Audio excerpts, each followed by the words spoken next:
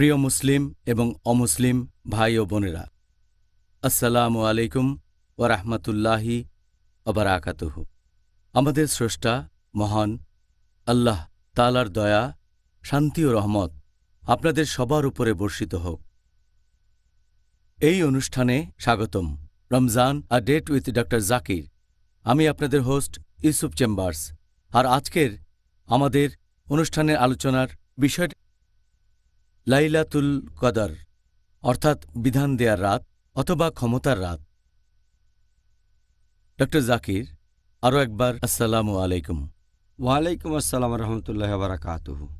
আপনাকে আজকের অনুষ্ঠানে আমি প্রথমে অনুরোধ করব ডক্টর জাকির, যদি আপনি প্রথমে আমাদের সংজ্ঞাটা বলেন, এতে করে উপকৃত হবেন আমাদের দর্শকরা আর আমি নিজেও, যে এই লাইলাতুল কদর শব্দটার অর্থ আসলে কি আর মুসলিমদের কাছে এটার গুরুত্ব কতখানি।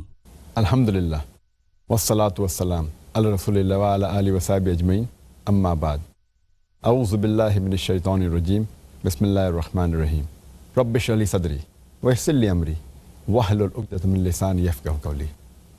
লাইলাতুল কদর শব্দের মানে, লাইল মানে রাত, কদর মানে বিধান বা ক্ষমতা বা অনেক শ্রদ্ধা অথবা রাজকীয়। তাহলে লাইলাতুল কদরের মানে হচ্ছে ক্ষমতার রাত অথবা বিধান দেওয়ার রাত অথবা রাজকীয় রাত অথবা অনেক শ্রদ্ধার রাত। আর লাইলাতুল কদরের গুণের কথা যদি বলতে হয়, এটা যে রমজান মাসের শ্রেষ্ঠ রাত শুধু তাই নয়, সারা বছরের মধ্যে এটা হচ্ছে শ্রেষ্ঠ রাত। এই রাতেই পবিত্র কোরআন অবতীর্ণ হয়েছিল। আল্লাহ সুবহানাহু ওয়া তাআলা পবিত্র কোরআনে বলেছেন, সূরা কদর অধ্যায় নম্বর ৯৭ আয়াত ১ থেকে ৫, ইন্না আনজালনাহু ফি লাইলাতুল কদর ওয়া মা আদরাকা মা লাইলাতুল কদর লাইলাতুল কদর খায়রুম মিন আলফি শাহর তানাজ্জালুল মালাইকাতু ওয়ার রূহু ফিহা বিইজনি রাব্বিহিম মিন কুল্লি আমর সালামুন হিয়া হাত্তা মাতলাল ফজর। যার মানে হচ্ছে, নিশ্চয়ই আমি অবতীর্ণ করেছি এই বাণী পবিত্র কোরআন ক্ষমতার এই রাতে, বিধান দেয়ার এই রাতে। আর এই মহিমান্বিত রাত সম্পর্কে তুমি কতখানি জানো? ক্ষমতার এই রাত, এটা হাজার মাস অপেক্ষা শ্রেষ্ঠ। এই রাতে ফেরেশতাগণ এবং রূহ তারা তাদের প্রতিপালকের অনুমতিক্রমে অবতীর্ণ হয় প্রত্যেক কাজে। শান্তি বজায় থাকে সকাল পর্যন্ত। তাহলে কোরআনের এই আয়াত থেকে আমরা জানতে পারি যে এই রাত লাইলাতুল কদর, ক্ষমতার রাত, বিধান দেয়ার রাত, এটা সারা বছরের মধ্যে শ্রেষ্ঠ রাত। আর এই রাতেই পবিত্র কোরআন নাজিল হয়েছিল। আরও বলা হয়েছে, এই ক্ষমতার রাত রাজকীয়, অনেক শ্রদ্ধার, মহিমান্বিত। যদি এই রাতে কোনো ভালো কাজ করেন, সেটা হাজার মাসের কাজের চেয়ে অনেক বেশি ভালো কাজ হবে। এখন হাজার মাসকে ১২ দিয়ে ভাগ করেন, সেটা হবে ৮৩ বছরেরও বেশি। এটা মানুষের গড়পড়তা আয়ুর চেয়েও বেশি সময়। যদি আল্লাহর ইবাদত করেন এই একটা রাতে, সেটা আপনার সারা জীবনের ইবাদতের চেয়ে ভালো। এছাড়াও বলা হয়েছে যে এই রাতে ফেরেশতাগণ এবং রূহ পৃথিবীতে নেমে আসেন আল্লাহ সুবহানাহু ওয়া তাআলার অনুমতিক্রমে। আর এই রাতে শান্তি বজায় থাকে সকাল পর্যন্ত। এছাড়াও পবিত্র কোরআনে উল্লেখ করা হয়েছে সূরা দুখান অধ্যায় নম্বর ৪৪ আয়াত ৩ ও ৪ যে আমি তো এই পবিত্র কোরআন অবতীর্ণ করেছি এক আশীর্বাদের রজনীতে, আর শয়তান সম্পর্কে সতর্ক করেছি। আর এই রজনীতে সকল বিষয় স্থির করা হয়। আর এই রাত লাইলাতুল কদর, কদর এর আরেকটা মানে পরিমাপ। এটা আছে পবিত্র কোরআনে সূরা কামার অধ্যায় নম্বর ৫৪ আয়াত নম্বর ৪৯। নিশ্চয়ই আমি প্রত্যেক জিনিস সৃষ্টি করেছি নির্ধারিত অনুপাত এবং পরিমাপে। তাহলে কদর এটা হচ্ছে অনেকটা তাকদীরের মতো। এটা বিধান দেওয়ার রাত, যে আল্লাহ সুবহানাহু ওয়া তাআলা অবতীর্ণ করেন বিধান বা তাকদীর, যে সারা বছর ধরে কি কি ঘটবে এই লাইলাতুল কদর থেকে পরের লাইলাতুল কদর পর্যন্ত। এই কারণে আমাদের প্রিয় নবী মুহাম্মদ সাল্লাল্লাহু আলাইহি ওয়াসাল্লাম বলেছেন, এটা আছে সহিহ বুখারীতে খণ্ড নম্বর ৩, বুক অব সুপিরিয়রিটি অব লাইলাতুল কদর, হাদিস নম্বর ২০১৪, যদি কেউ নামাজ পড়ে কদরের রাতে ইমানের সাথে আল্লাহর পুরস্কার লাভের আশায়, তার অতীতের সব গুনাহ ক্ষমা করা হবে। এই হচ্ছে কদরের রাত্রির গুণ এবং মহত্ব। অবশ্যই এটা খুব সুন্দর রাত। আমি দোয়া করছি আমরা সবাই যেন এবছরে এই রাতের সন্ধান পাই ইনশাআল্লাহ, এবারের পবিত্র রমজান মাসে। ডক্টর জাকির, বেশ কিছু হাদিস আর ঐতিহাসিক দলিল বলছে যে পবিত্র কোরআন অবতীর্ণ হয়েছে মোট 23 বছর সময়কাল ধরে। এটা কি পবিত্র কোরআনের বক্তব্যের সাথে অসঙ্গতিপূর্ণ বলা যায় যে কোরআন অবতীর্ণ হয়েছে একটা রাতে, অর্থাৎ লাইলাতুল কদরে? সহিহ হাদিস আর ঐতিহাসিক দলিলের মধ্যে কোনো রকম অসঙ্গতি নেই বা কোরআনের সাথে। কারণ যদি পবিত্র কোরআনের তাফসির পড়েন যে কোরআন অবতীর্ণ হয়েছে লাইলাতুল কদরে, এর মানে আল্লাহ সুবহানাহু ওয়া তাআলা কোরআন অবতীর্ণ করেছেন লৌহে মাহফুজ থেকে, সংরক্ষিত ফলক থেকে পাঠিয়েছেন নিচের আসমানে পবিত্র কদরের রাতে। তার মানে সেই ক্ষমতার রাতে, এক রাতে। আর তারপর সেই নিচের আসমান থেকে কোরআনের কিছু অংশ, কয়েকটা আয়াত একবারে যখন যতখানি প্রয়োজন সেভাবে নাজিল হয়েছে 23 হিজরি বছর ধরে। চান্দ্র বছরের হিসেবে 23 বছর, সৌর বছরের হিসেবে 22 বছরের একটু বেশি সময় ধরে। তাহলে অসঙ্গতি কিছুই নেই। কোরআন নাজিল হয়েছে এক রাতে সংরক্ষিত ফলক থেকে নিচের আসমানে, আর সেখান থেকে যখন যেরকম প্রয়োজন সেভাবে নাজিল হয়েছে মোট 23 বছর ধরে। আচ্ছা, ধন্যবাদ। তাহলে এখানে আসলে কোনো অসঙ্গতি নেই, সত্যি আর বলতে। আর একইভাবে কদরের কথা যদি বলতে হয়, আল্লাহ সুবহানাহু ওয়া তাআলা তিনি তো সব কিছু সম্পর্কেই জানেন যে কখন কি ঘটবে, অতীত বর্তমান ভবিষ্যৎ। আর সেই ফলক থেকে তিনি কদরের রাতে ব্যাপারটা জানান ফেরেশতাগণকে যে আগামী বছরে কি কি ঘটনা ঘটবে, এই লাইলাতুল কদর থেকে পরের লাইলাতুল কদর পর্যন্ত। তাহলে ফেরেশতাগণ জানতে পারেন যে আগামী এক বছরে কি কি ঘটনা ঘটবে সেটা এই রাতে। তবে আল্লাহ তাআলা জানেন একেবারে অনন্তকাল পর্যন্ত। আচ্ছা, অনেক ধন্যবাদ, আপনি বুঝিয়ে দিলেন এখানে আসলে কোনো অসঙ্গতি নেই। এবার আপনি কি বলবেন এই লাইলাতুল কদর বা বিধান দেয়ার রাত আসলে কোনটা?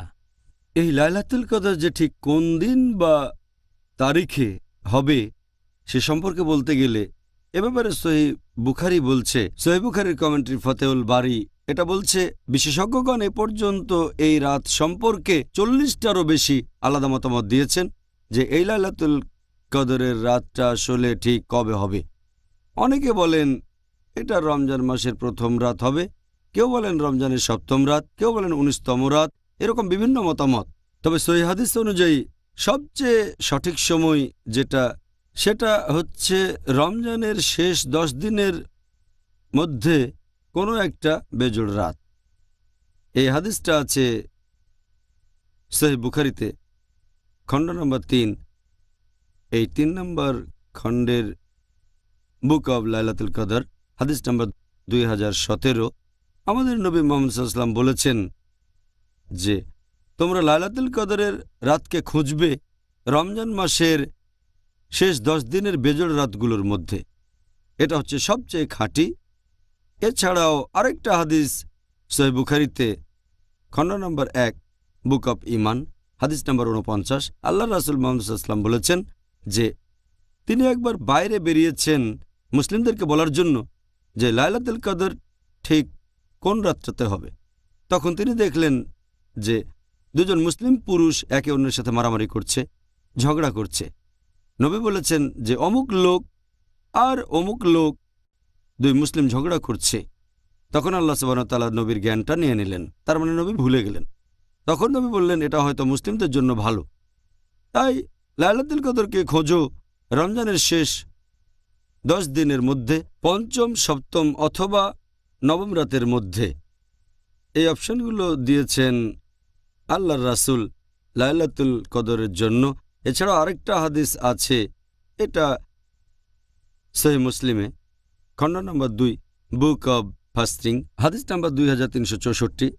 উবাই বিন কাব রাদিয়াল্লাহু আনহু তিনি বলেছেন, আল্লাহর নামে বলছি, আমি শুনেছি শুবা বলেছেন যে খুব সম্ভবত লাইলাতুল কদরের রাত এটা হচ্ছে 27 রোজায়, কারণ আমাদের নবী সাল্লাল্লাহু আলাইহি সাল্লাম তিনি আমাদেরকে এই রাতে নামাজ পড়তে বলেছেন। তাহলে এই হাদিস অনুযায়ী খুব সম্ভবত এটা 27 রোজার আগের রাতে। এছাড়া আরেকটা সহিহ হাদিস আছে তিরমিজিতে। আমাদের নবী মুহাম্মদ সাল্লাল্লাহু আলাইহি ওয়াসাল্লাম বলেছেন, তোমরা লাইলাতুল কদরের রাতকে খুঁজবে 21 রোজার রাতে, 23 রোজার রাতে, 25-এর রাতে, 27-এর রাতে এবং রমজান মাসের শেষ রাতে। আরেকটা হাদিস আছে সহিহ বুখারীতে, খণ্ড নম্বর 3, বুক অফ ইতিকাফ, হাদিস নম্বর 2020, যে আমাদের প্রিয় নবী তিনি সাধারণত ইতিকাফ করতেন রমজান মাসের শেষ 10 দিনে, আর তিনি লাইলাতুল কদরকে খুঁজতেন রমজান মাসের শেষ 10 দিনে। এছাড়াও আরও একটা হাদিস আছে সহিহ মুসলিমে, খণ্ড নম্বর 2, বুক অফ ফাস্টিং, হাদিস নাম্বার 2621, যে নবী মুহাম্মদ সাল্লাল্লাহু আলাইহি ওয়াসাল্লাম বলেছেন যে তোমরা কদরের রাতকে খোঁজো লাইলাতুল কদর শেষ 10 রাতে। যদি দুর্বল থাকো আর যদি রমজান মাসের প্রথম দিকের রাতগুলোতে না পারো, তাহলে শেষ 7টা রাতের মধ্যে লাইলাতুল কদরকে খোঁজো। আরও একটা হাদিস আছে সহিহ বুখারীতে, খণ্ড নম্বর 3 নম্বর খণ্ডের বুক অব লাইলাতুল কদর, হাদিস নম্বর 2015। নবী মুহাম্মদ সাল্লাল্লাহু আলাইহি ওয়াসাল্লাম বলেছেন যে কদরের এই রাত এটা পড়বে রমজান মাসের শেষ 7টা দিনের ভেতরে। এরকম রেকর্ড থেকে আমরা জানতে পারি যে লাইলাতুল কদর এটা খুব সম্ভবত রমজান মাসের শেষ 7 দিনের ভেতরে। এই কারণেই বেশিরভাগ বিশেষজ্ঞ, এদের মধ্যে আছেন শেখ উতাইমি, শেখ বিন বাজ, বেশিরভাগ বিশেষজ্ঞই বলেছেন এটা কেউ জানে না যে লাইলাতুল কদরের সঠিক রাত কোনটা, এই মহিমান্বিত রাত কবে, সেটা কেউ জানে না। তবে এই রাতটা রমজান মাসের মধ্যেই আছে, আর খুব সম্ভবত রমজানের শেষ 10 রাতের ভেতরেই এটা পড়বে, আর খুব সম্ভবত রমজানের শেষ 10 রাতের মধ্যেই বেজোড় রাতগুলোর একটাতে, খুব সম্ভবত এটা হবে 27 রোজার রাতে। কেউ একেবারে সঠিকভাবে দিনটা বলতে পারে না, তবে নিশ্চয়ই ইনশাআল্লাহ এটা পড়বে রমজানের শেষ 10 রাতের মধ্যে, সম্ভবত রমজান মাসের শেষ 10 রাতের মধ্যে বেজোড় রাতগুলোতে। বেশিরভাগ বিশেষজ্ঞ একথাই বলেন। আমরা যেন এই রাতের সন্ধান পাই ইনশাআল্লাহ। ডক্টর জাকির, আপনার মতে এই লাইলাতুল কদরের রাতকে গোপন করে রাখার কারণটা আসলে কি হতে পারে? আমরা এখানে যেটা ভাবতে পারি যে আল্লাহ সুবহানাহু ওয়া তাআলা কেন লাইলাতুল কদরের রাতটাকে এভাবে গোপন করে রেখেছেন, তার প্রথম কারণ হিসেবে বলতে পারি যে আল্লাহ সুবহানাহু ওয়া তাআলা চেয়েছেন আমরা দ্বিগুণ চেষ্টা করি যাতে আমরা আরও বেশি করে তার ইবাদত করতে পারি। এটাই প্রধান কারণ। যদি সঠিক দিনটা জানতাম তাহলে শুধুমাত্র সেদিন ইবাদত করতাম।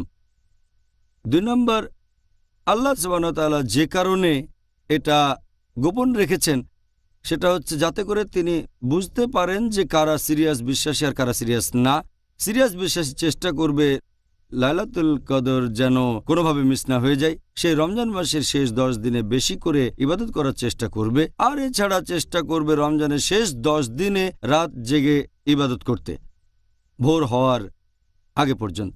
এভাবে সিরিয়াস আর নন সিরিয়াস বিশ্বাসীদের আলাদা করেছেন। এছাড়াও আল্লাহ সুবহানাহু ওয়া তাআলা আরও অনেক কিছু গোপন করে রেখেছেন। যেমন ধরেন, আল্লাহ সুবহানাহু ওয়া তাআলা বলেছেন যে যারা শুক্রবার আল্লাহর কাছে দোয়া প্রার্থনা করবে তাদের দোয়া কবুল করা হবে, কিন্তু আল্লাহ সঠিক সময়টা বলেননি, তাই শুক্রবারে অনেকে বেশিক্ষণ দোয়া করে। আরও একটা হাদিস আছে সহিহ বুখারীতে, খণ্ড নম্বর 3, হাদিস নাম্বার 2736। আমাদের নবী মুহাম্মদ সাল্লাল্লাহু আলাইহি ওয়াসাল্লাম বলেছেন যে আল্লাহর 99টা নাম আছে, 100-1, আর যে এই নামগুলো জানে সে বেহেশতে যেতে পারবে। তবে আল্লাহ সুবহানাহু ওয়া তাআলা বা নবী 99টা নামের সবগুলো বলেননি, আর আমরা আল্লাহ সুবহানাহু ওয়া তাআলার যতগুলো নাম জানি সেগুলোই মনে রাখার চেষ্টা করি। আমাদের নবী বলেননি যে আল্লাহ তাআলার সবচেয়ে মহান নাম কোনটা। এমন হলে আমরাও আল্লাহ তাআলার সবগুলো নাম বলতে পারতাম। এছাড়াও আল্লাহ সুবহানাহু ওয়া তাআলা সব আউলিয়াগণের নাম বলেননি যারা আল্লাহ সুবহানাহু ওয়া তাআলার বন্ধু। কোরআন হাদিসে কিছু নাম বলা হয়েছে কিন্তু সবগুলো না। এমন হলে তাদের সবাইকে শ্রদ্ধা করতে পারতাম। এছাড়াও আল্লাহ সুবহানাহু ওয়া তাআলা আমাদের বলেননি কোন দিন আমরা মারা যাব। যদি আগে থেকে জানতাম 50 বছরে মারা যাব, তাহলে এখন একটু এনজয় করে নেই। 50 বছর আয়ু থাকলে শেষ কয়েক বছর অনুশোচনা করব। আমরা জানি না কখন মারা যাব, সেজন্য প্রস্তুত থাকবো। যদি এখনই মারা যাই, আমাদের হিসেবটা যেন পজিটিভ থাকে, আর তখন থেকে প্রস্তুত থাকব শেষ বিচারের দিনের জন্য। আমরা জানি না কখন মারা যাব, সেজন্য আমরা সব সময় ভালো কাজ করব যতটা করা সম্ভব। আর আল্লাহ সুবহানাহু ওয়া তাআলা এটাও বলেননি যে শেষ বিচারের দিন কোনটা। আল্লাহ পবিত্র কোরআনে বলেছেন সূরা লুকমান অধ্যায় নম্বর 31 আয়াত নম্বর 34 যে কিয়ামতের জ্ঞান শুধু আল্লাহর কাছে রয়েছে। তাই আমরা জানি না কবে মারা যাব অথবা কিয়ামত কবে, যাতে করে আমরা মেনে চলি আল্লাহ সুবহানাহু ওয়া তাআলার নির্দেশগুলো। এ কারণেই আল্লাহ সুবহানাহু ওয়া তাআলা লাইলাতুল কদরের রাতটা নির্দিষ্ট করে আমাদের বলেননি। আচ্ছা ডক্টর, তাহলে কারণটা জানা হলো। এখন আমি আপনার কাছে একটা ব্যাপারে একটু বিস্তারিতভাবে জানতে চাইব, আর আমার ধারণা আমাদের দর্শকরাও এই ব্যাপারটা সম্পর্কে জানতে চাইবেন যে আমরা মুসলিমরা ঠিক কোন নিয়মে এই রাতকে খুঁজব। হাদিসে ব্যাপারে গাইডলাইন দেওয়া আছে যে কিভাবে লাইলাতুল কদরকে খুঁজব। একটা হাদিস আছে সুনান আবু দাউদ খণ্ড নম্বর 1 বুক অব সালাহ হাদিস নম্বর 1370। আবু যর রাদিয়াল্লাহু আনহু তিনি বলেছেন যে আমরা আল্লাহর রাসূলের সাথে সাথে রমজানে রোজা পালন করতাম।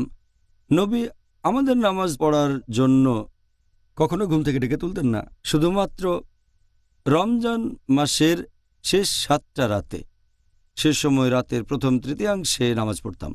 ষষ্ঠ রাতে তিনি আমাদের ঘুম থেকে ডেকে তুলতেন না, আর তারপর পঞ্চম রাতে তিনি আমাদের ঘুম থেকে ডেকে তুলতেন। আমরা নামাজ পড়তাম মাঝরাত পর্যন্ত। আর নবীর যখন যাওয়ার সময় হতো, সাহাবেগণ বলতেন, আপনি আমাদের সাথে সারা রাত নামাজ পড়লেন না কেন? তখন নবী বলতেন, ইমাম যতক্ষণ পড়ান ততক্ষণ নামাজ পড়লে ধরে নেওয়া হবে তোমরা সারা রাত পড়েছ। এছাড়াও আরেকটা হাদিস আছে সহিহ বুখারীতে খণ্ড নম্বর 3 নম্বর খণ্ডে বুক অব লাইলাতুল কদর হাদিস নাম্বার 2014 যে কেউ যদি নামাজ পড়ে লাইলাতুল কদরের রাতে পূর্ণ ঈমান নিয়ে আল্লাহর কাছে পুরস্কারের আশায়, তার আগের সব গুনাহ ক্ষমা করা হবে। এছাড়াও একটা হাদিস আছে তিরমিজিতে হাদিস নাম্বার 3512। হযরত আয়েশা রাদিয়াল্লাহু আনহা আমাদের নবীর স্ত্রী, তিনি আমাদের প্রিয় নবীকে জিজ্ঞেস করলেন যে আমি যদি লাইলাতুল কদর খুঁজে পাই তখন কি করব? তখন নবী বললেন যে তুমি তখন দোয়া করবে আল্লাহ তাআলার কাছে, বলবে যে হে আল্লাহ সুবহানাহু ওয়া তাআলা, তুমি তো পরম ক্ষমাশীল, তুমি ক্ষমা করা পছন্দ করো, সেজন্য আমাকে ক্ষমা করো। আরেকটা হাদিস আছে সহিহ বুখারীতে খণ্ড নম্বর 3 বুক অব ফাস্টিং হাদিস নাম্বার 2024 যে আমাদের নবী মুহাম্মদ সাল্লাল্লাহু আলাইহি সাল্লাম রমজানের শেষ 10টা রোজার সময় তার কোমরবন্ধনী শক্ত করে বাঁধতেন, মানে তখন বেশি পরিশ্রম করতেন, আর সংযত থাকতেন স্ত্রী সম্পর্কের ব্যাপারেও, এবং রমজানের শেষ 10 দিন শুধু নামাজ পড়তেন। তিনি পরিবারের সবাইকে ঘুম থেকে ওঠাতেন। আরও একটা হাদিস সহিহ মুসলিমে খণ্ড নম্বর 2 বুক অব ফাস্টিং হাদিস নাম্বার 2644 যে নবী মুহাম্মদ সাল্লাল্লাহু আলাইহি সাল্লাম রমজান মাসের শেষ 10 রাতে আরও বেশি করে নামাজ পড়তেন, বেশি করে আল্লাহর ইবাদত করতেন, দোয়া করতেন, বেশি জিকির করতেন শেষ 10 রাতে। আমরা মুসলিমরাও এভাবেই লাইলাতুল কদরকে খুঁজব। পবিত্র কুরআন বা সহিহ হাদিসে কি এই লাইলাতুল কদরের নিদর্শন সম্পর্কে কোনো কিছু উল্লেখ করা হয়েছে? সহিহ হাদিসে লাইলাতুল কদরের কিছু নিদর্শনের কথা বলা হয়েছে, তবে আলহামদুলিল্লাহ যতগুলো নিদর্শনের কথা বলা হয়েছে এগুলো দেখতে পাই লাইলাতুল কদর পার হয়ে যাওয়ার পরে।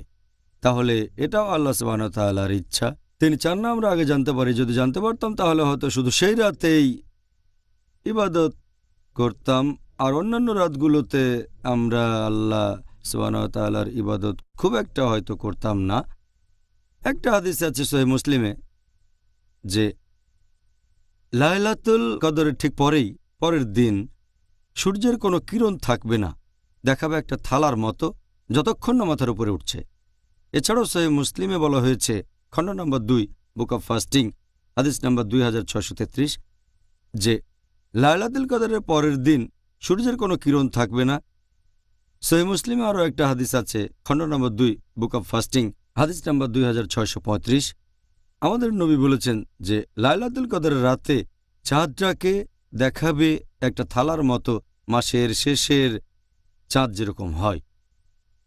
এই সহিহ হাদিসটা আছে তাবরানী আর ইবনে খুজাইমাতে, যে লাইলাতুল কদরের যে আলো সেটা খুব গরম হবে না, আবার হবে না খুব ঠান্ডাও। এটা হবে একটা সুন্দর রাত, সুখ শান্তির রাত। আর সূর্যটা লাইলাতুল কদরের পরের দিনে হবে হালকা এবং লালচে। তাহলে লাইলাতুল কদরের নিদর্শন সম্পর্কে হাদিসে এটুকুই বলা হয়েছে। তবে এই নিদর্শনগুলো দেখা যাবে লাইলাতুল কদরের পরে, যাতে করে আমরা আগে লাইলাতুল কদরকে খুঁজি। এই রকমই আসলে হওয়া উচিত। এখন আপনি কি বলবেন যে আমাদের নবী মুহাম্মদ সাল্লাল্লাহু আলাইহি সাল্লাম তিনি এই পবিত্র রমজান মাসের শেষ 10 দিনে কি কি পালন করতেন?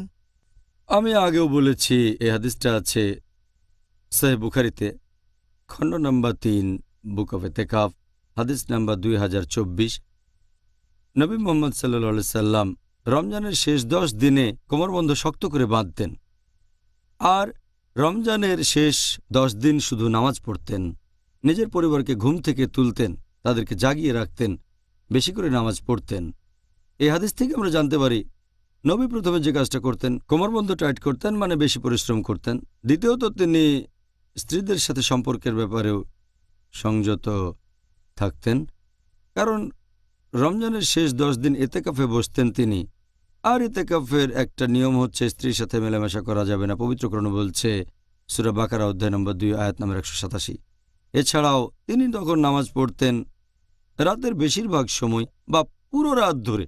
এটা করতেন রমজানের শেষ 10 রাতে।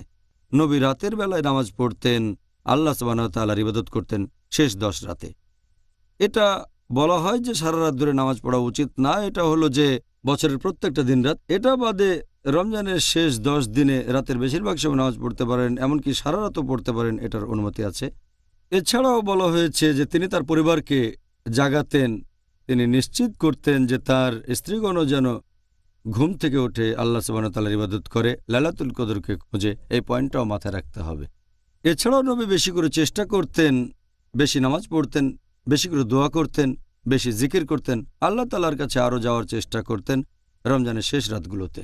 জাযাকাল্লাহ খায়ের। আচ্ছা ডক্টর, এবারে আরেকটা গুরুত্বপূর্ণ বিষয় নিয়ে বলবো। মহিলারা যখন আল্লাহর ইবাদত করছে আর লাইলাতুল কদরের সন্ধান করছে, এখন কোনো মহিলার যদি হয় পিরিয়ড, রক্তস্রাব, তখন সে রোজা রাখবে না, নামাজও পড়বে না।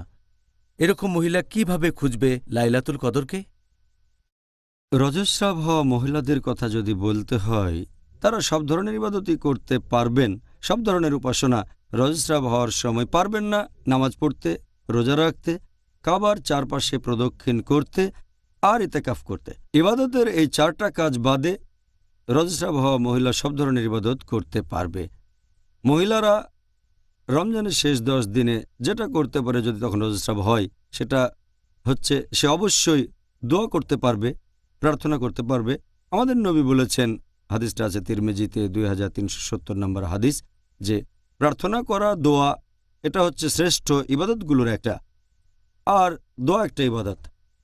আল্লাহর কাছে ক্ষমা প্রার্থনা করতে পারে, বলবে আস্তাগফিরুল্লাহ, আমি আল্লাহ তাআলার কাছে ক্ষমা চাচ্ছি। আর একটা হাদিসে হযরত আয়েশা রাদিয়াল্লাহু আনহা বলেছেন, এটার উল্লেখ আছে তিরমিজিতে হাদিস নাম্বার 3512, যে হযরত আয়েশা রাদিয়াল্লাহু আনহা নবী সাল্লাল্লাহু আলাইহি সাল্লামকে জিজ্ঞেস করলেন যে যদি তিনি জানেন আজকের রাতই লাইলাতুল কদর, তাহলে তিনি কি করবেন? নবীজি তখন উত্তরে বললেন যে তুমি আল্লাহ তাআলার কাছে ক্ষমা প্রার্থনা করবে আর বলবে যে তুমি তো পরম ক্ষমাশীল, তুমি ক্ষমা করা পছন্দ করো, সেজন্য আমাকে ক্ষমা করো। তাহলে আল্লাহর কাছে ক্ষমা প্রার্থনা করাটাও সেরা ইবাদতের মধ্যে পড়ে। এছাড়াও রজস্রাব হওয়া মহিলারা যেটা করতে পারে রোজার শেষ 10 দিনে, সেটা হচ্ছে জিকির।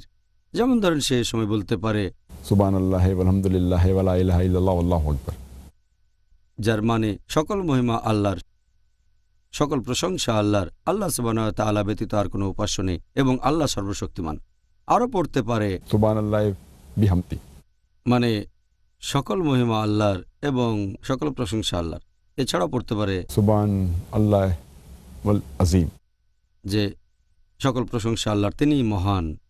তাহলে জিকির করতে পারবেন, যত বেশি জিকির করতে পারবেন ততই ভালো। এছাড়াও তারা পবিত্র কোরআন তেলাওয়াত করতে পারবে, কোরআনের অনুবাদ পড়তে পারবে। তাহলে এই সব ইবাদত করার মাধ্যমে তারা এই রাতে আল্লাহর কাছাকাছি আসতে পারবে। জাজাকাল্লাহ খায়ের। এবারে আমি আপনাকে দর্শকদের পাঠানো বেশ কয়েকটা প্রশ্ন করব আজকের টপিকের উপর। প্রথম প্রশ্ন সেটা হলো, যদি আল্লাহ সবার ভাগ্য ঠিক করে দেন, তারপর আমি যদি কোনো পাপ করি, এখন দোষ দেব কাকে? আমার ভাগ্যে যদি লেখা থাকে যে আমি খুন করব, তারপর একদিন খুন করে ফেললাম, তবে এই কাজটার জন্য তো আসলে আমি কখনোই দায়ী হব না, কারণ আল্লাহ আমার ভাগ্যে এগুলো লিখে রেখেছেন। সেই জন্য দায়ী হবেন আল্লাহ। তাহলে আমাকে কেন সেটার জন্য শাস্তি পেতে হবে? এখন আপনার এই প্রশ্নটার উত্তর যদি বলতে হয়, এটা বেশ কমন প্রশ্ন, অনেকেই করে থাকে, বিশেষ করে অমুসলিমরা, যে আল্লাহ সুবহানাহু ওয়া তাআলা ভাগ্য ঠিক করে দিয়েছেন, আর এটা বোঝা একটু কঠিন। আমি আপনাদের বোঝার জন্য উদাহরণ দিচ্ছি যে আল্লাহ সুবহানাহু ওয়া তাআলার আছে ইলমে গায়েব, অদৃশ্য জিনিস সম্পর্কে জ্ঞান, তিনি ভবিষ্যৎ জানেন। একটা উদাহরণ দেই। ধরেন একটা ক্লাসে একজন টিচার আছেন যিনি ছাত্রদের পড়ান। 1 বছর যাওয়ার পরে, পরীক্ষা শুরু হওয়ার আগে, টিচার অনুমান করলেন যে এই ছেলেটা পরীক্ষায় ফার্স্ট ক্লাস ফার্স্ট হবে, এই ছেলেটা সেকেন্ড ক্লাস পাবে, এই ছেলেটা পরীক্ষায় ফেল করবে। যখন পরীক্ষা হয়ে গেল, তারপর রেজাল্ট বের হলো, ছাত্র এ ফার্স্ট ক্লাস ফার্স্ট হলো, ছাত্র বি পেল সেকেন্ড ক্লাস, ছাত্র সি ফেল করল। এখন আমি আপনাদের প্রশ্ন করি যে যেহেতু টিচার আগে অনুমান করেছিলেন ছাত্র সি পরীক্ষায় ফেল করবে, এখন ছাত্র সি কি এটা বলতে পারবে যে টিচার অনুমান করেছিলেন বলেই আমি পরীক্ষায় ফেল করেছি? আমরাও জানি ব্যাপারটা এমন না। টিচার অনুমান করেছেন যে ছাত্র এ ফার্স্ট ক্লাস ফার্স্ট হবে, কারণ তিনি জানতেন এই ছেলেটা পড়াশোনা করে আর সে মেধাবী। ছাত্র বি সে হলো অ্যাভারেজ।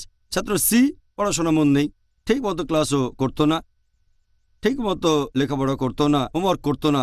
এইসব দেখে টিচার অনুমান করেছিলেন যে ছাত্র সি ফেল করবে, কিন্তু ছাত্র সি টিচারকে দোষ দেবে না যে টিচার অনুমান করেছিলেন আমি ফেল করব, সেজন্যই আমি ফেল করেছি।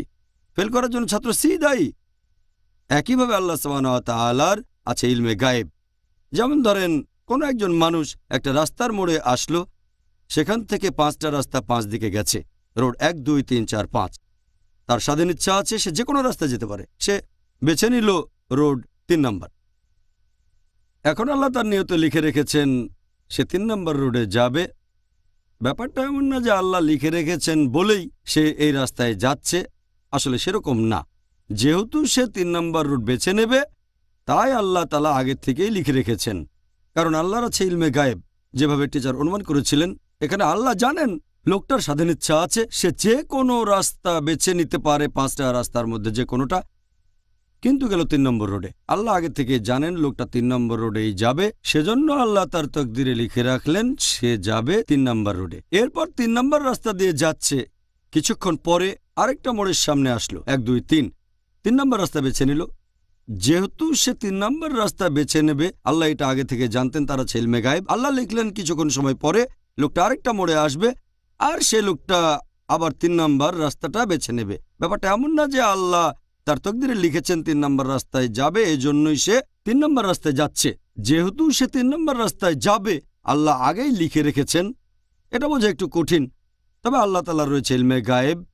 একইভাবে একজন লোক যদি জীবিকা উপার্জন করতে চায়, তার সামনে অনেক উপায় আছে। হয় সে চেষ্টা করে যেতে পারে, পরিশ্রম করতে পারে, কোনো সৎ কাজ করে টাকা উপার্জন করতে পারে, অথবা ডাকাতি করতে পারে, চুরি করতে পারে।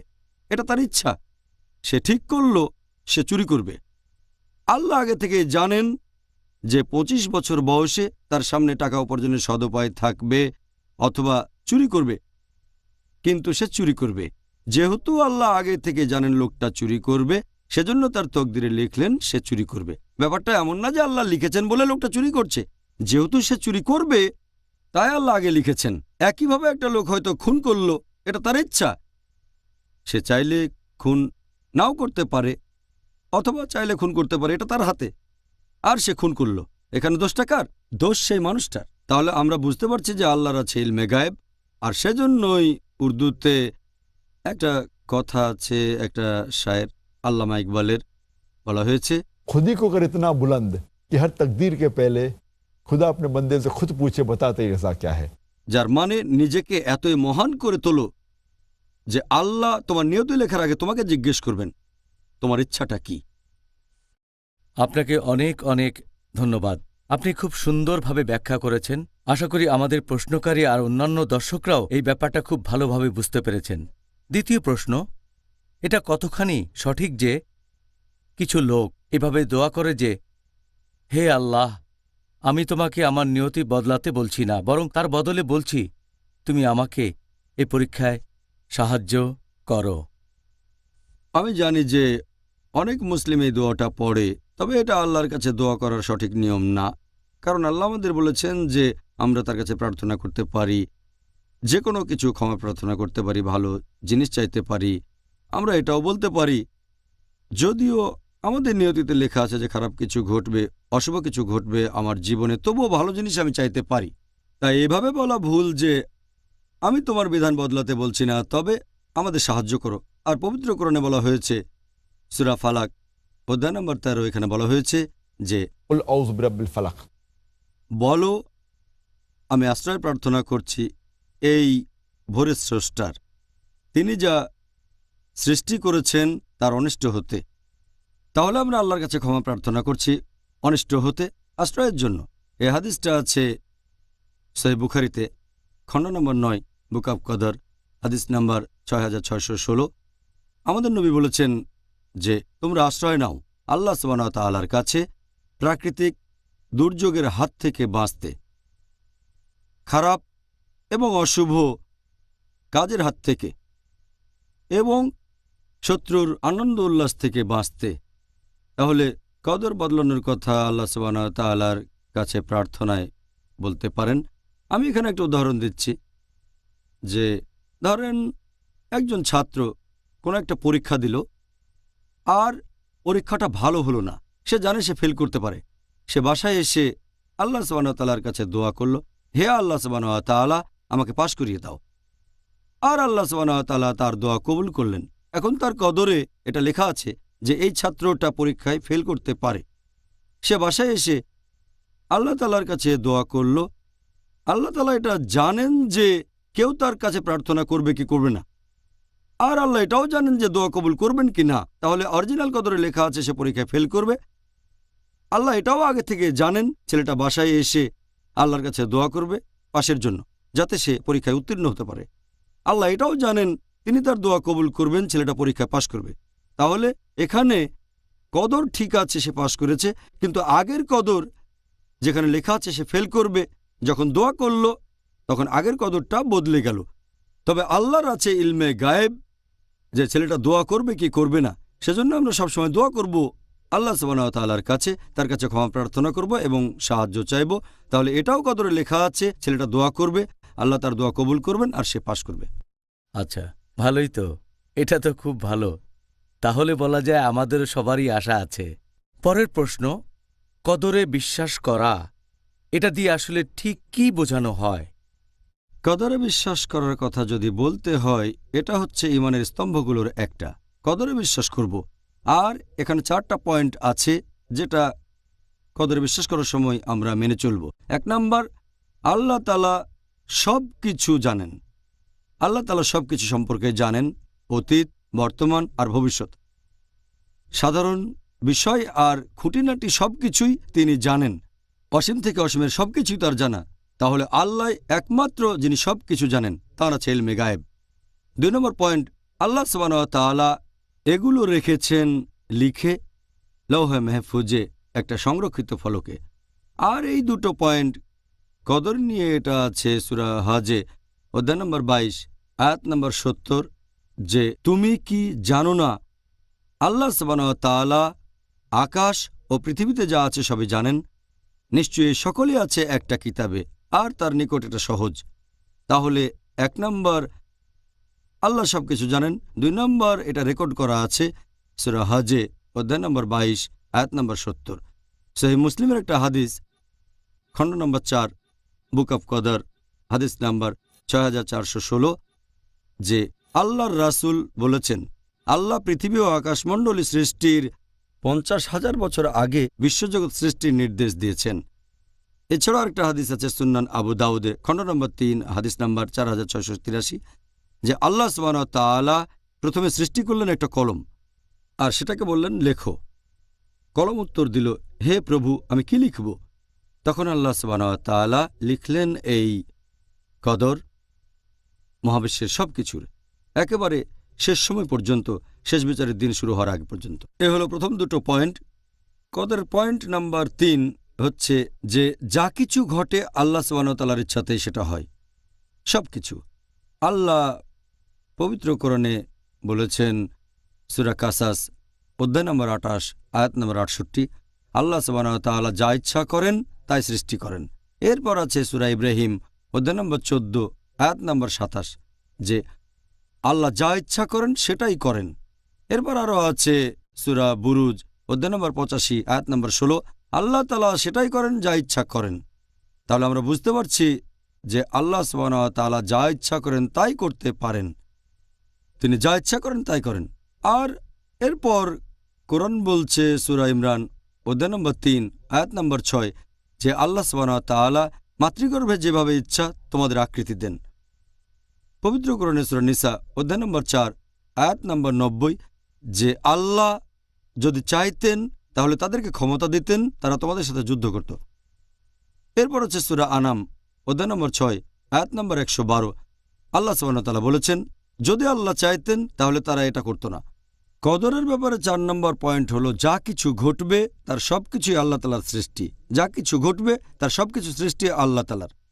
আর আল্লাহ পবিত্র কোরআনে বলেছেন সূরা জুমার অধ্যায় নম্বর 39 আয়াত নম্বর 62, যে আল্লাহ তাআলা হলেন সব কিছুর স্রষ্টা, আর তিনি হলেন সব কিছুর অভিভাবক, সব কিছুর কর্মবিধায়ক।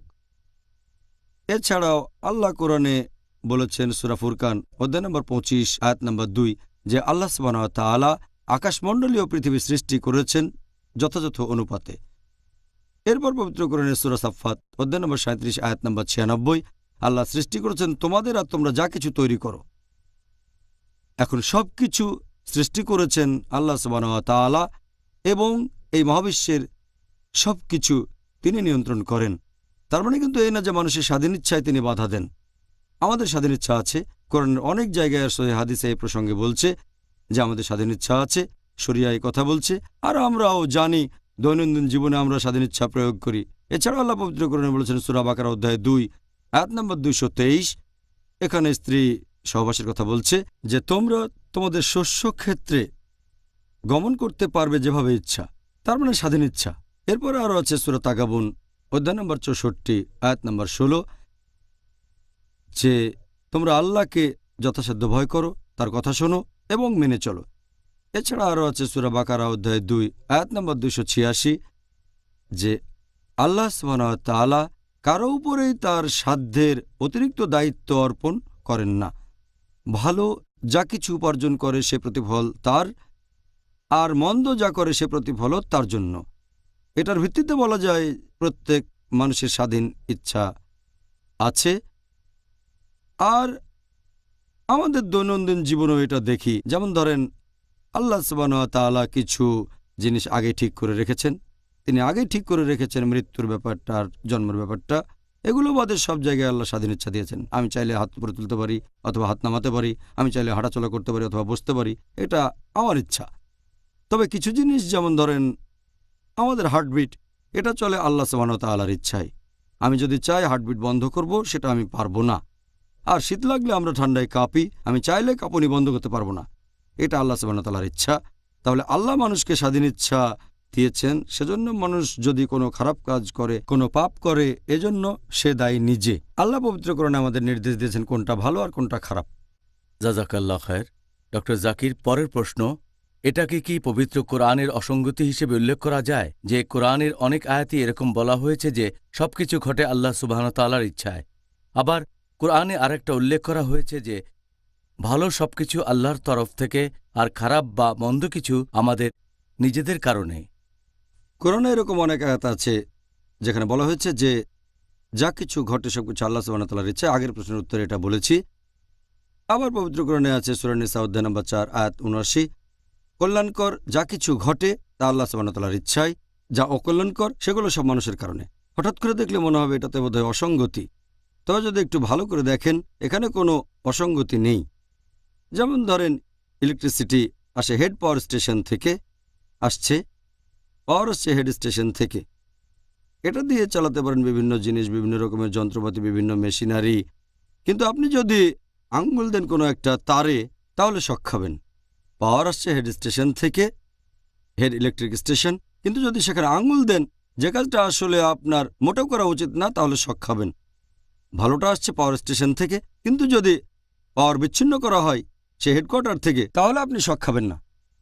শক খেলে বলতে পারবেন না যে হেড স্টেশন থেকে পাওয়ার আসছে এজন্য তারাই দায়ী। আপনি নিজেই তো সেই বিদ্যুতের তারে হাত দিয়েছিলেন, দোষটা আপনার। তবে পাওয়ার আসছে হেড ইলেকট্রিক স্টেশন থেকে। আমি আরেকটা সহজ উদাহরণ দিই যে বাবা পরিবারের প্রধান, উপার্জন করেন, পরিবারের জন্য খরচ করেন, তাহলে সেই বাবা সব ধরনের খরচের জন্য দায়ী। আর একই সাথে তিনি ছেলেকে হাত খরচ দেন। এখন হাত খরচের টাকা দিয়ে সেই ছেলে হয়তো জুয়া খেলল, অ্যালকোহল পান করল, এখানে দোষটা কার? জুয়া খেলা আর অ্যালকোহল পান করার জন্য এখানে দায়ী হচ্ছে সেই ছেলেটা, কিন্তু টাকা আসছে বাবার কাছ থেকে। ঘটনাটা ঘটছে তার বাবার টাকা দিয়ে, কিন্তু এর জন্য দায়ী কে? ছেলে। একইভাবে সবকিছু আল্লাহ সুবহানাহু ওয়া তাআলার ইচ্ছাতেই হয়, তবে ভালো কিছু ঘটলে সেটা আল্লাহ সুবহানাহু ওয়া তাআলার কাছ থেকে, খারাপ কিছু আমাদের নিজেদের কারণে। আশা করি এই উদাহরণে আপনারা এটা বুঝতে পারবেন যে এই আয়াত দুটোতে কি বলা হয়েছে এটা অসঙ্গতি নয়, বরং এখানে পরিষ্কার করা হয়েছে। আচ্ছা, ধন্যবাদ ডক্টর জাকির। আপনি খুব সুন্দরভাবে উত্তর দিয়েছেন, আর আমাদের দর্শকরাও এটা ভালোভাবে বুঝতে পারবেন ইনশাআল্লাহ। ডক্টর জাকির, আজকের অনুষ্ঠানে আপনার কাছে আমার শেষ প্রশ্ন হচ্ছে যে একজন মুসলিমের জীবনে কোনো বিপর্যয় আসলে সে তখন কিভাবে তার সামনে দাঁড়াবে? তার নিয়তিতে লেখা এই বিপর্যয়কে সে কিভাবে মোকাবেলা করবে? এ ব্যাপারে আগেও বলেছি, যখন একজন মানুষের জীবনে কোনো বিপর্যয় এসে হাজির হয় সেটা হয় একটা পরীক্ষা, নয়তো একটা শাস্তি। যদি এটা হয় শাস্তি, একথা আছে সূরা হুদ অধ্যায় 11 আয়াত 82, আল্লাহ সুবহানাহু ওয়া তাআলা 2 জনপদকে উল্টে দিয়েছিলেন কওমে লূত এবং তাদের উপর ক্রমাগত প্রস্তর কঙ্কর বর্ষণ করেছিলেন। তার মানে এটা ছিল শাস্তি। যদি শাস্তি হয়ে থাকে তাহলে সেই লোক আল্লাহ তাআলার কাছে ক্ষমা প্রার্থনা করবে এবং তওবা করবে। সেই খারাপ কাজ করা তখনই বন্ধ করবে, পাপ থেকে বিরত থাকবে, প্রতিজ্ঞা করবে যে আর কখনো করবে না। যদি ক্ষতিটা পূরণ করা যায় তাহলে সে চেষ্টা করবে আর আল্লাহর কাছে ক্ষমা চাইবে। যদি এটা হয় একটা পরীক্ষা, আল্লাহ কোরআনে বলেছেন সূরা বাকারা অধ্যায় নম্বর 2 আয়াত নম্বর 155 যে নিশ্চয়ই তোমাদের পরীক্ষা করব কিছু ভয় এবং ক্ষুধা দিয়ে এবং ধন সম্পদ, জীবন আর ফল ও ফসলের ক্ষয়ক্ষতি দিয়ে, এবং শুভ সংবাদ দাও তাদেরকে যারা ধৈর্যশীল ও অধ্যবসায়ী। এরপর পবিত্র কোরআনে আছে সূরা বাকারা অধ্যায় নম্বর 2 আয়াত 156 যে বিপদে পড়লে তারা বলে ইন্না লিল্লাহি ওয়া ইন্না ইলাইহি রাজিউন, আমরা তার কাছ থেকে এসেছি, তার কাছে ফিরে যাব। এখানে তাদের কথা বলা হয়েছে যারা বিশ্বাসী। যদি কোনো রকম বিপর্যয় আসে, যদি সে ভুল করে অথবা যদি সে কোনো পাপ কাজ করে তাহলে তওবা করবে আর ক্ষমা প্রার্থনা করবে। যদি পরীক্ষা হয় তাহলে সে ধৈর্য ধরে থাকবে আর সে তখন সবুর করবে আর বলবে ইন্না লিল্লাহি ওয়া ইন্না ইলাইহি রাজিউন। যেমন ধরেন একজন লোক হয়তো মারা গেল অথবা সে অসুস্থ হয়ে পড়ল, তখন আমরা বলবো যেটা কোরআনে আছে ইন্না লিল্লাহি ওয়া ইন্না ইলাইহি রাজিউন, আমরা তার কাছ থেকে এসেছি, তার কাছে ফিরে যাব। আর পবিত্র কোরআনে সূরা তাওবা অধ্যায় নম্বর 9 আয়াত নম্বর 51 আল্লাহ যা নির্দিষ্ট করেছেন সেটা ব্যতীত আমাদের আর অন্য কিছু হবে না, আল্লাহ আমাদের রক্ষাকারী। আর মুমিনদের বলো তারা যেন আল্লাহ সুবহানাহু ওয়া তাআলার উপর নির্ভর করে। এরপর আরও আছে সূরা তাগাবুন অধ্যায় নম্বর 64 আয়াত নম্বর 11 আল্লাহ তাআলার অনুমতি ব্যতীত কোনো বিপদই কখনোই আমাদের উপর আপতিত হয় না, এবং কেউ আল্লাহকে বিশ্বাস করলে আল্লাহ তার অন্তরকে সুপথে পরিচালিত করেন। এরপর কোরআনে আছে সূরা জুমার অধ্যায় নম্বর ৩৯ আয়াত নম্বর ১০ যে যারা ধৈর্যের সাথে অধ্যবসায়ী হয় তাদের জন্য রয়েছে অপরিমিত পুরস্কার। এরপর পবিত্র কোরআনে সূরা বাকারা অধ্যায় নম্বর ২ আয়াত নম্বর ১৫৩ या अय्युहल्लज़ीना आमनुस्ताईनु बिस्सब्रि वस्सलाह इन्नाल्लाहा मा'as साबिरीन। হে মুমিনগণ, আল্লাহর সাহায্য প্রার্থনা করো ধৈর্য, অধ্যবসায় ও নামাজের মাধ্যমে।